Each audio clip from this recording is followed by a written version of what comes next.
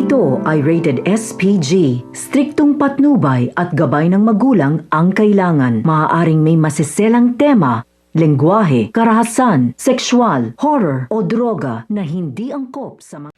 Sa nangyaring insidente nga kung saan natapon ni Belle ang pagkain nga nito ni Tali. Kaya naman nga't pagkaalis nga nito ni Tali ay pinagalitan nga siya ng manager niya at pinagsasaktan pa nga.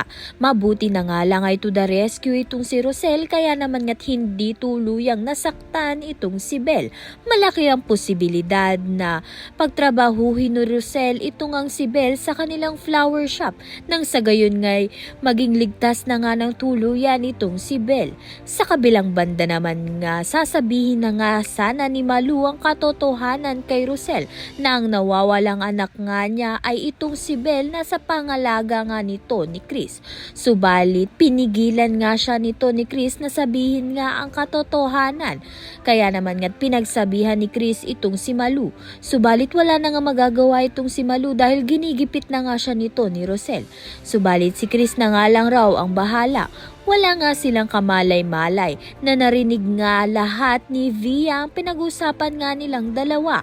Kaya naman nga alam na nga ni Via ang katotohanan na hindi tunay na ampon itong si Belle, kundi tunay na anak nga ni Chris at Rosel. Kaya naman nga't yan at iba pa ang dapat nating pakaabangan. Maraming salamat sa iyong panonood.